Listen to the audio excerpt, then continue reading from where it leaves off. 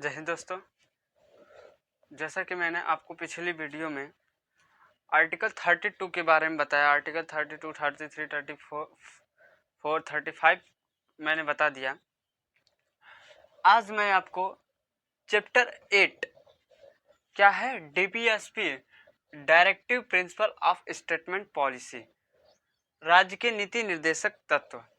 आज मैं बताऊंगा आपको कि राज्य के नीति निर्देशक तत्व के बारे में, कि इसमें क्या क्या इसके प्रावधान थे, इसमें क्या क्या हुआ संविधान सभा के दौरान, इनको इसमें पूरा हम इसके बारे में, डीपीएसपी के बारे में हम पूरा आज चर्चा करेंगे। तो चलिए स्टार्ट करते हैं।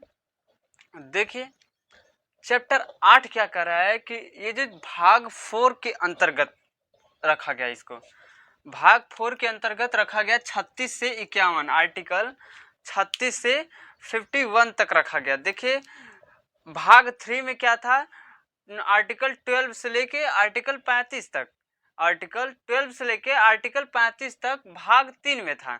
लेकिन अब ये जो 8 भाग 4 है, इसमें 36 से लेकर 51 तक है।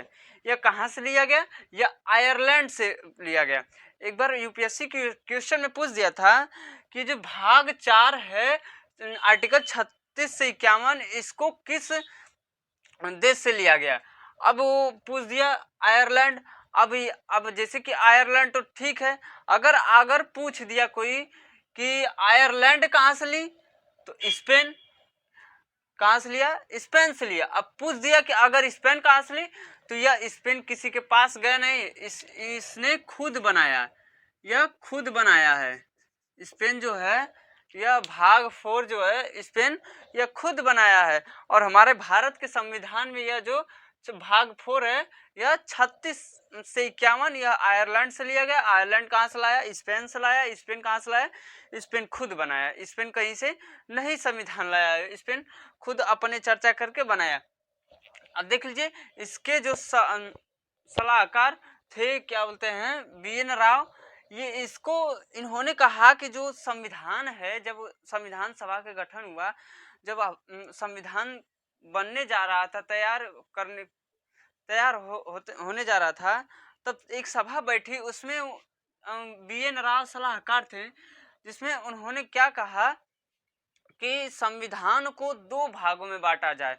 2 भागों में बांटने का मतलब कि एक तो तत्काल लागू किया जाए और एक जो बाद में किया जाए। तत्काल लागू में तो कर दिया गया, जैसे आर्टिकल 32 है, आर्टिकल 32 में तत्काल लागू कर दिया गया। अब कुछ ऐसे प्रावधान थे जो आर्टिकल 36 से 51 को जो कहा कि बाद में लागू किया जाएगा। क्यों कहा ऐसा? क्योंकि अब बाद में लागू करने का मतलब है, अगर जैसे कि हम कह रहे हैं कि आर्टिकल 36 से जो 51 है, ये इन्होंने कहा कि अभी तो हमारी आर्थिक स्थिति ठीक नहीं है, अभी हाल ही भारत आज़ाद हुआ है, आर्थिक स्थिति ठीक नहीं है, हमारे पास उतने पैसे भी नहीं है कि सभी को एक तरह के समान सुविधा व्यवस्था दी जाए। और अगर इसको आर्टिकल 32 में रख दे तो क्या हो सकता है, आगे चलकर हमारे सरकार को कभी भी परेशानी आ सकती है। अगर मैं वो काम करने के लिए ना राजी हो गया, तो क्या लोग जो गणतंत्र हमारा है ना, भारत देश गणतंत्र राज्य चलता है, देश चलता है, तो फिर क्या हो गया, अगर हम कभी मना कर दिए कि नहीं हम ये काम नहीं करेंगे, अगर आर्टिकल 32 के अंतर्गत उसी समय पारित कर देते वो बी एन राव जी, तो क्या होता कि आज के जमाने में सुप्रीम कोर्ट के यहाँ हर एक कोई व्यक्ति चला जाता और वह उसको करने के लिए सरकार को, गवर्नमेंट को बाधित कर देता। इसलिए इन्होंने कहा कि जो तत्काल में है वो कर लिया जाए और बाकी जो दूसरा है भाग 4 है, इसको बाद में किया जाएगा। तो अब भाग 4 में क्या कहा कि जैसे फ्री शिक्षा कहा, फिर फ्री राशन, फिर बूढ़े व्यक्तियों के लिए शिक्षा का प्रावधान, ऐसे से कहा। लेकिन इनको आर्टिकल 32 में नहीं रखा। इनको अगर आर्टिकल 32 में रखा होता तो ये सरकार कार्य करने के लिए बाधित हो जाती है। अगर नहीं करती तो क्या होता है कि लोग इस पर आवाज उठाते और वह सुप्रीम कोर्ट के पास जाते हैं। सुप्रीम कोर्ट कहता कि नहीं, आप लोगों ने किया है तो ये इनको करना ही पड़ेगा। इसीलिए इसको क्या कहा गया कि बाद में बनाया जाएगा, मतलब इसको बाद में पारित किया जाएगा। BN राव जो थे, इसको बताया कि आर्टिकल जो अरे भाग 4 है, सेकंड जो है, इसको बाद में बनाया जाएगा। जब हमारे पास उसकी क्षमता हो जाएगी, हमारे पास उतने पैसे हो जाएंगे, तब हम इसको कर सकते हैं। और यह भी है, उन्होंने यह भी कहा कि अगर हमारे पास जैसे आज पैसे हैं तो हम कर रहे हैं, अगर कल पैसे नहीं रहे तो हम इसके लिए बाधित नहीं रहेंगे कि नहीं हम जबरदस्ती आप मुझसे करवा सकते हैं। ऐसा गवर्नमेंट से नहीं कर सकते, क्योंकि इसको आर्टिकल 36 और से 51 मतलब भाग 4 में रखा है। यह भाग 4 ऐसा नहीं है कि नहीं आप सुप्रीम कोर्ट से जब भी मन चाहे तब करवा सकते हैं। ये जब आर्टिकल 32 के अंतर्गत रहता तो आप करवा सकते हैं, लेकिन इसमें नहीं हो सकता। फिर देखिए केटी शाह क्या बोले इस भाग 4 को। केटी शाह बोले कि ये जो आर्टिकल है वह उस चेक के समान है जो जैसे बैंक में अगर आप कोई व्यक्ति जा रहा है बैंक में, तो उस बैंक में कर्मचारी जो कहता है कि नहीं आप मेरे हिसाब से ही अमाउंट चेक मतलब काट सकते हैं, क्योंकि आप अब अगर उनकी मर्जी से ही, तो मतलब वही सरकार की मर्जी से ही जो भी काम चलेगा उसी के। अगर आप बैंक में जा रहे हैं, आप भर दिए 5 लाख रुपए, चेक काट दिए, तो आपके मायने मर्जी से तो नहीं मिलेगा कि नहीं 5 लाख रुपए आपको तुरंत दे दिएगा। वो खुद देगा कि नहीं यहाँ अभी उपलब्ध नहीं है, मैं आप 25,000 या 10,000 का चेक काटिए, मैं आपको इतना ही दे सकता हूँ। ये उसी चेक के समान केटी शाह ने बताया। अंबेडकर जी क्या कहें कि लोक कल्याण के लिए, अंबेडकर जी ने कहा लोक कल्याण के लिए सामाजिक एवं आर्थिक लोकतंत्र की व्यवस्था का, सामाजिक एवं आर्थिक लोकतंत्र की व्यवस्था में बताया कि जिनके पास मतलब कि रहने के लिए कुछ नहीं है, उनके रहने के लिए कुछ नहीं है, उनको बढ़ावा दिया जाए, उनको शिक्षा नहीं है तो उनको बढ़ावा दिया जाए, उनको छूटें प्रदान की जाए जिससे कि वह सही हो जाए। आर्थिक स्थिति में भी बताया कि इनको जैसे इनके पास पैसे नहीं है तो इनको फ्री में राशन दिया जाए, फ्री में शिक्षा दिया जाए। ऐसे आर्थिक स्थिति में लोक कल्याण के लिए और सामाजिक स्थिति में इन्होंने यह बताया। फिर आगे देखिए,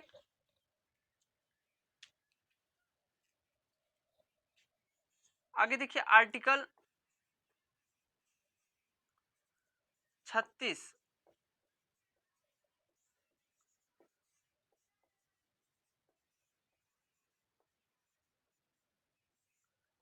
अब राज्य की परिभाषा आर्टिकल 36 है।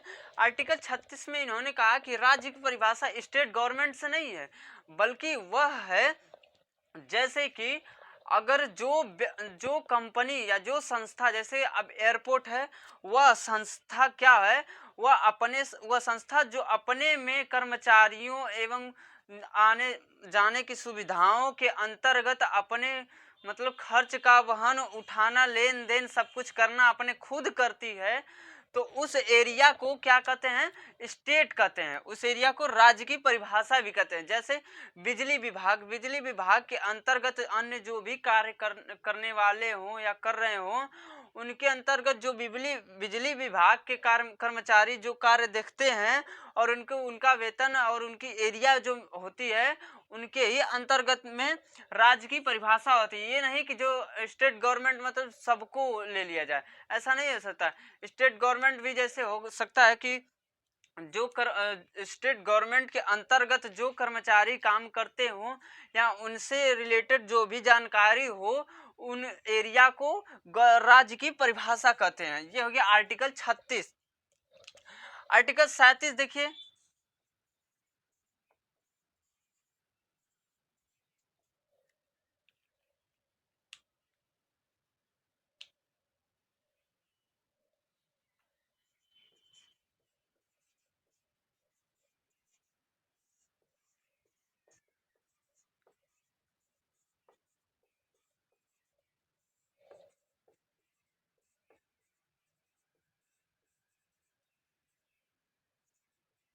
देखिए क्या करा है, आर्टिकल 37 है। आर्टिकल 37 कह रहा है कि न्यायालय में प्रवर्तनीय वाद नहीं है या नहीं है। अब जैसे कि अब सरकार, गवर्नमेंट सरकार कह देती है कि आपको फ्री शिक्षा दी जाएगी।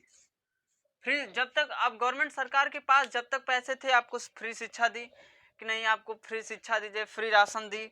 अब जैसे इस कोरोना काल में दे रही है फ्री राशन, फ्री शिक्षा। अब ये क्या है कि अगर अब सरकार कहे कि नहीं, अब मेरे पास इतना पैसा नहीं है कि सबको फ्री में राशन दे, तो आप यह नहीं कह सकते कि तुम दोगे कैसे नहीं, यह आप नहीं कह सकते कि नहीं तुम दोगे कैसे, यह आपका अधिकार नहीं है। वह आर्टिकल 30 भाग 4 के अंतर्गत आते हैं। आर्टिकल 37 में कि आप कभी भी न्यायालय में यह नहीं जाकर कह सकते कि गवर्नमेंट हमको गेहूं चावल या फ्री में शिक्षा नहीं दे रही है, राशन नहीं दे रही है।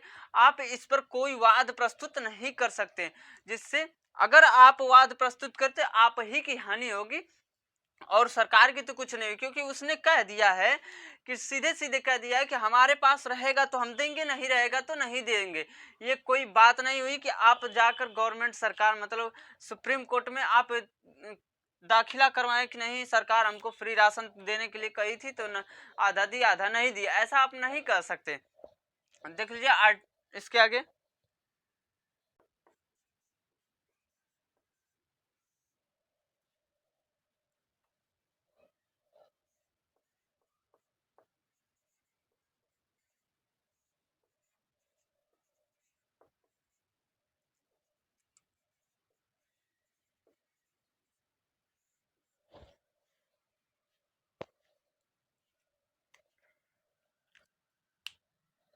देखिए आर्टिकल भाग 4 में देखिए आर्टिकल 38 अब कह रहा है लोक कल्याण। लोक कल्याण में क्या है, सामाजिक आर्थिक राजनीतिक न्याय। लोग देखिए सामाजिक में कह रहा है कि जैसे कि सामाजिक में अगर कोई पिछड़ा व्यक्ति है तो उसको बल्कि उसकी सहायता कर कर उसको मतलब कि उसको छूट देकर उसको आगे बढ़ने के लिए बोल दिया जाए कि आपको इतनी % छूट मिलती है, आप इस पे मेहनत कीजिए, आप कर सकते हैं, आपको इतनी छूट मिलती है तो आप इसका फायदा उठाइए।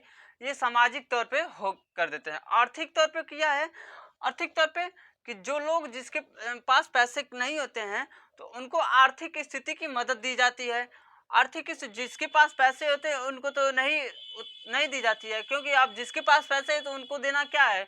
अब भरे गगरी में अगर आप पानी डालेंगे तो क्या बाहर ही आएगा ना, वो बाहर ही आएगा। इससे अच्छा है कि उनको न दिया जाए, बल्कि जिनकी आर्थिक स्थिति ठीक नहीं है उनको दिया जाएगा। और राजनीतिक न्याय में ये जो आर्थिक न्याय हो गया, ये राजनीतिक न्याय में कहा गया कि अगर आप जैसे कोई पार्टी या कोई कुछ भी कोई पार्टी उटी बनाना चाहते हैं, कोई राजनीतिक करना चाहते हैं और तो आप के ऊपर कोई रोक नहीं है, आप राजनीतिक न्याय कर सकते हैं, आप राजनीति में उतर सकते हैं, आप पे कोई रोक नहीं लगा सकता। आर्टिकल 39 में देखिए स्त्री पुरुष के समान कार्य पर समान वेतन।